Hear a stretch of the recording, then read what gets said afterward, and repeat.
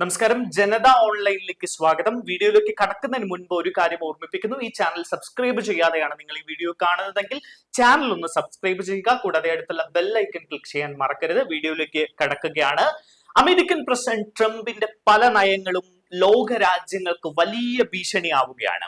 എന്തായാലും ട്രംപിന്റെ ഏറ്റവും പുതിയ താരിഫ് വർധനവ് ഇപ്പോൾ ഏഷ്യൻ രാജ്യങ്ങളെ ഒന്നടങ്കം തകർത്തിരിക്കുകയാണ്. വളരെ ഞെട്ടിക്കുന്ന വിവരങ്ങളാണ് ഇപ്പോൾ പുറത്തു വരുന്നത്. അമേരിക്കൻ പ്രസിഡന്റ് ട്രംപിന്റെ താരിഫ് വർധനവിൽ തകർന്ന് തരിപ്പണമായിരിക്കുകയാണ് ഏഷ്യൻ വിപണികൾ. തായ്, ജപ്പാൻ സൂചികകളിലും ഇടിവ് സംഭവിച്ചിരിക്കുന്നു എന്ന വിവരം പുറത്തു വരുന്നു. അന്തർദേശീയ മാധ്യമങ്ങൾ ഇത് സംബന്ധിച്ച റിപ്പോർട്ടുകൾ പ്രസിദ്ധീകരിച്ചു കഴിഞ്ഞു. രോഗം വന്നാൽ ചികിത്സിക്കണമെന്നാണ് വിപണി തകർച്ചയിൽ ട്രംപ് പ്രതികരിച്ചിരിക്കുന്നത്. എത്ര നിസ്സാരമായിട്ടാണ് ഒരു രാഷ്ട്രത്തലവൻ പ്രതികരിക്കുന്നത് എന്ന് നോക്കൂ.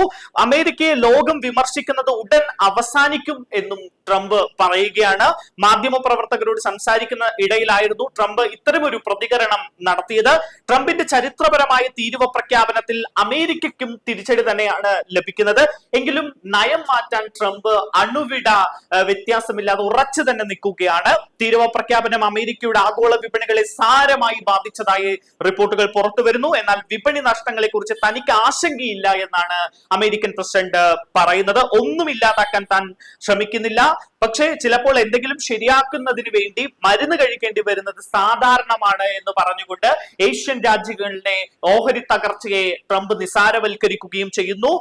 താരിഫ് വർധനയ്ക്ക് പിന്നാലെ ജപ്പാൻ സൂചികകളിലും ഇടിവ് സംഭവിച്ചിട്ടുണ്ട്. 9% ഇടിവാണ് സംഭവിച്ചിട്ടുള്ളത്.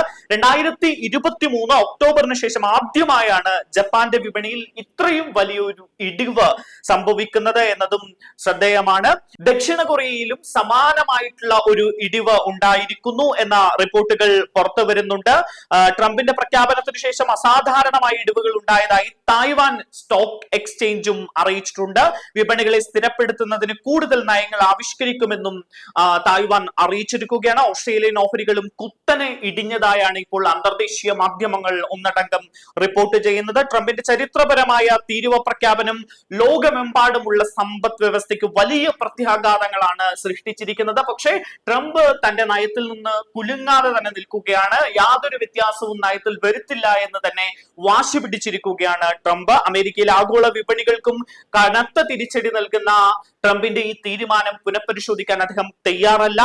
എന്തായാലും 2020 ശേഷം ഏറ്റവും വലിയ നഷ്ടമാണ് US ഓഹരി വിപണിയിലും ഉണ്ടായിരിക്കുന്നത്.